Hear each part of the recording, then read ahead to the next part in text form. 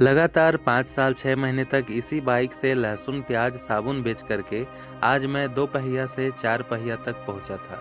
लेकिन आज फिर मुझे अपने बाइक से लहसुन बेचने जाना पड़ा, क्योंकि बुधवार को मैं आलू प्याज लहसुन बेचते बेचते 6:30 बजे घर पहुंचा था। इस वजह से आलू प्याज नहीं खरीद पाया, सिर्फ 3 बोरी लहसुन ही खरीदा था, क्योंकि जहां से मैं आलू प्याज खरीदता हूं वहां आलू प्याज खत्म हो गया था। और सबसे बड़ी दिक्कत वाली बात ये थी कि हमारे यहाँ गुरुवार को किराना मार्केट और सब्जी मंडी दोनों बंद हो जाते हैं। तो इसी वजह से आज मैं बाइक में लहसुन बेचने आया था। तो आज मैं 4500 का लहसुन लाया था, जिसे मैं सुबह 6 बजे सेल करने निकल गया। मैंने लहसुन को 120 रुपए में 1.5 किलो देने का प्रयास किया, ताकि कुछ अच्छा मुनाफा हो सके।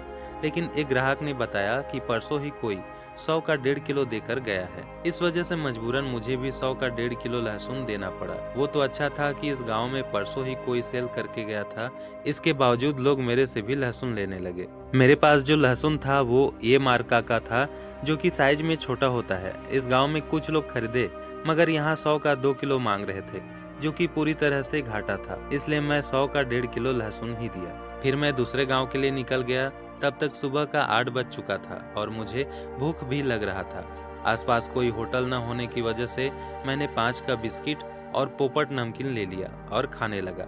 फिर दूसरे गांव के लिए रवाना हो गया। इस गांव में सारे ग्राहकों ने मोल भाव किया। किसी ने 100 का 2 किलो मांगा तो किसी ने 120 का 2 किलो, पर मैं अपने भाव पर अड़ा रहा। और इस गांव में एक बोरी पूरा खत्म हो गया। अब दूसरा बोरी खोलना था।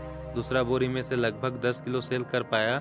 उसके बाद मैं अगले गांव को निकल गया, जो कि ये तीसरा गांव होने वाला था। तब तक 9:40 हो चुका था। अब तीसरे गांव में घूमने के बाद मेरे पास सिर्फ आधा बोरी लहसुन बचा था, जिसे मैं फिर एक गांव में सेल करने पहुंचा।